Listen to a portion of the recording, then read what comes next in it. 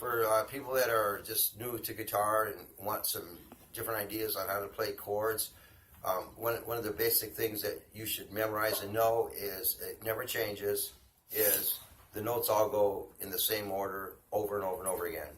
For example, this string open is E, and here's F, and that's relevant, by the way, if you're new to guitar, because you'll notice I didn't say this was E sharp.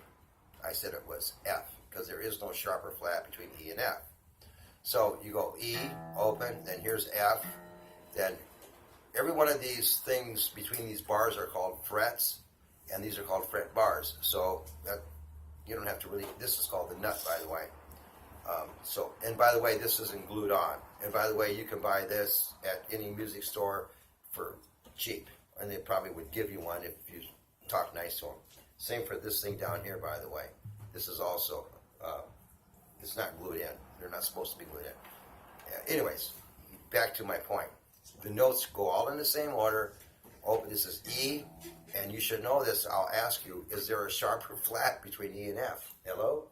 No. No, there's not. So E, F, F sharp, G. That's why they have them marked usually with these dots, by the way, so you can kind of, like me, you can't remember it. And they're usually on the side of your guitar too. That's what they're here for, so you don't have to keep peeking down. So let's begin again. E, there's no sharp or flat between F, F, F sharp, G, G sharp, A sharp, B, and once again, there is no sharp or flat between B and C. So it goes from B to C to C sharp to D sharp to E. And that's why, if you'll look, it's got double dots, because they want you to know that's your octave. So those are the same, it's this octave up. And the reason that's relevant, once you memorize and know that E, F, F sharp, G sharp, what's A sharp, B, C sharp, D, E. Once you know that, now you can play chords all over the place without trying. For example, let's say you play a D, for example. You should know your D before, so you know a D. Now listen and watch. The same thing applies. If, like we said, E, F, G, A, B, C, D, what comes after D is E. Okay, so if I'm playing E, D, this is D sharp,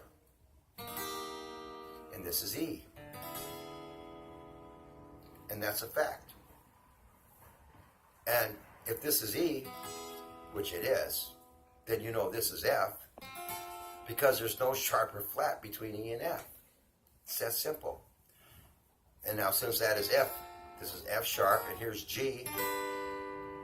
Here's G sharp, and here's A.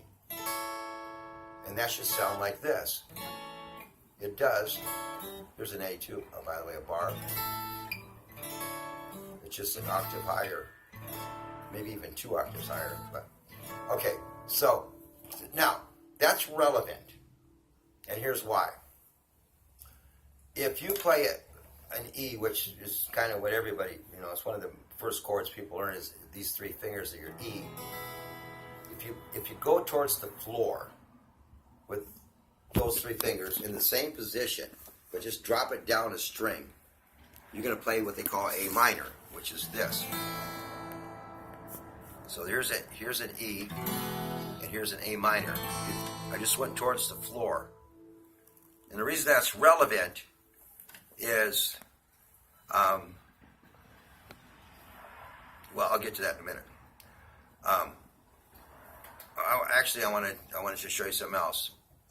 This is an A7th. It's a type of an A7th. There's a lot of ways of playing it. And what I'm doing is I am playing an A with, a typical A is these 3 strings right here, as you well know. And all I'm doing is leaving that 3rd string open, and that's an A7th. Again, typically an A are these 3 strings, so I'm just leaving the middle one open. The 3rd string open. And I'm going to play with my baby finger and my ring finger for a reason.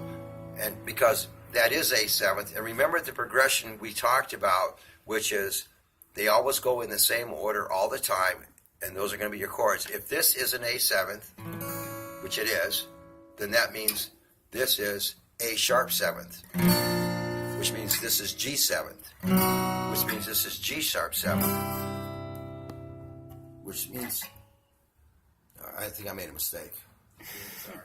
Did I? A to G. Yeah, I meant B. Do over. Okay, so I went, let's do it over. Okay, from, yeah, I went from, okay, here's an A7th, and this will be a A sharp 7th, and this will be a B 7th, and there is no sharp or flat between B and C, so this is going to be a C 7th automatically, C sharp 7th, D 7th, D sharp 7th, and E 7th. And so that's good to know. And you should, if you have trouble thinking about what I said, then just look at this video again a few times, and it'll become clearer. It's relevant. I want to show you one last thing before you turn your video off. So I like to play that A with just one finger, and like that. And I don't worry about that last string. I don't worry about hitting it. I just use this part of this little fat on my finger to numb it, so you can't hear it. So I got these three. That's an A. That's an A sharp. That's a B. That's a B sharp. And again, there's no flat or sharp between B and C. This is nothing mystical. It's just that's the way it is. There is no sharp or flat. So that's B. Here's C. C sharp. D. And this is E. And actually, if you'll notice, ladies and gentlemen, this is what they call power chords too. You see it a lot in rock and roll. You'll see the guys going. That's what they call power chords. They're actually just playing those three. See how they're going up to E, because they're playing in E. You know. So that's about that. It's enough for one day. Thank you very much. If you like it, keep coming back. We're going to have more of the same. Thank you very much.